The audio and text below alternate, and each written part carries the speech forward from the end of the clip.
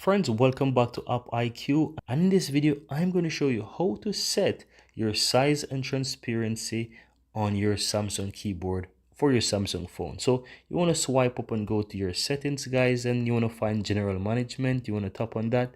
From here, guys, you want to select your Samsung keyboard settings, and from here you will scroll down and you will find the option that says size and transparency. So tap on that.